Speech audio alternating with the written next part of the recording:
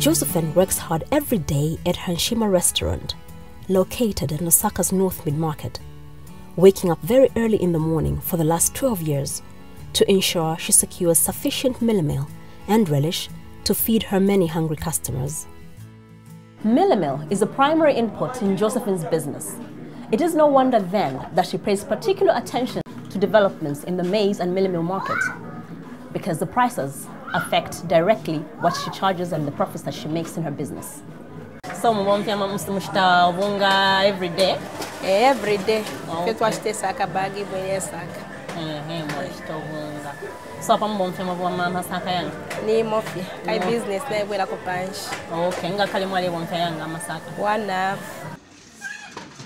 to Josephine, the price of millimil is much higher now compared to years past.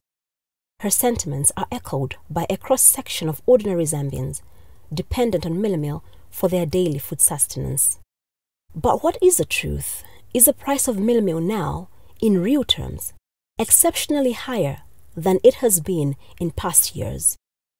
What role, if any, did the removal of the maize subsidy in May 2013 play in the price of millimil now?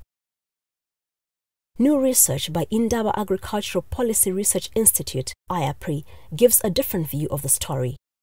What the studies show is that the subsidy that government used to pass to large millers, there has to be a very, very big difference here.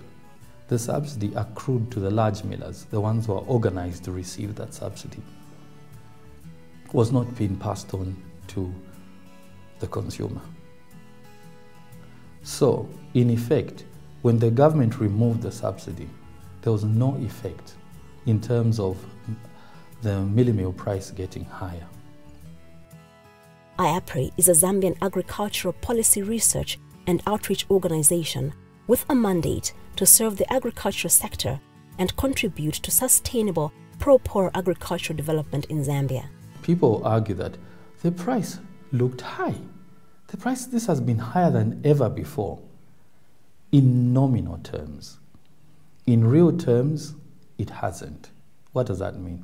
If you adjust the price for inflation, we've had years where the price of millimil has even been higher than it was last year when the government removed the subsidies.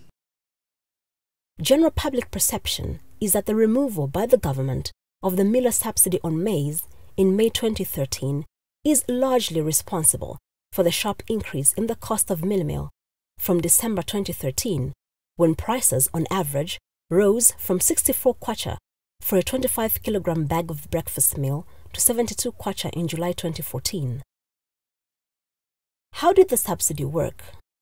Was it beneficial to consumers, and has its removal negatively affected that benefit? Our research, as IAPRI, shows that the subsidy was not trickled down to the consumers who are the intended beneficiaries of the whole subsidy. Evidence from research shows that the subsidy in no way benefited consumers, such as Josephine, who would wish for a lower millimil price. Can a lower price be achieved, and how? IAPRI research and the 2013-2014 Crop Forecast Survey, carried out by the Ministry of Agriculture and Livestock Development with the Central Statistical Office, indicate that Zambia will harvest more maize this year than the country needs to consume, and people are asking whether this yield could result in lower millimil prices.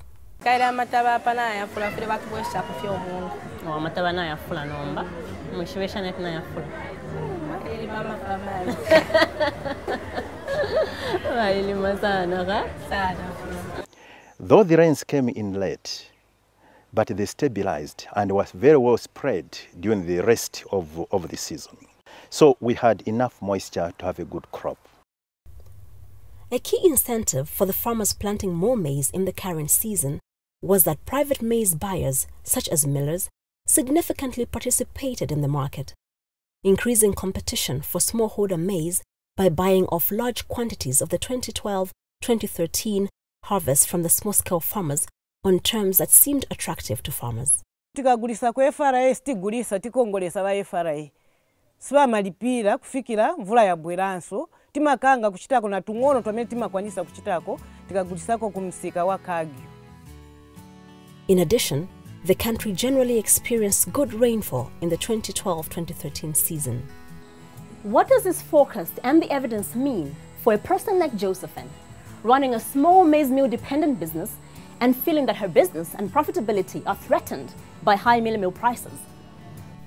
It is normal for prices of any commodity to go up in response to inflation and other economic factors. For maize and mealie meal, prices tend to go up when maize stocks are lowest in the country, which is between November and March of the following year. Facts reveal that the seasonal price increase between June and December last year was actually lower than was observed in other years. What seems clear is that the maize market last season worked more efficiently as private sector played a more active role in purchasing maize, while the FRA only purchased about 500,000 tons of the crop. The result is that the government's less involvement in the maize market last season, coupled with the removal of the subsidy, has led to the market regulating itself with benefits such as the expected crop bumper harvest in the 2013-2014 season. Plus, small-scale millers such as this are experiencing increased business as more consumers opt to meal with them. Positive as these developments are, some questions remain. Should the government reintroduce the export ban on maize in the future? If so, under what circumstances? What should the role of the FRA be? If the market can work effectively in purchases and production can increase with good rainfall, are subsidies to small-scale farmers necessary? Mealie meal is such an important commodity to Zambians that it cannot escape interest or debate. No doubt, people from across Zambia, from the farmer to the consumer, the miller to the shop owner, will be watching with considerable interest the maize and mealie meal market in the months to come.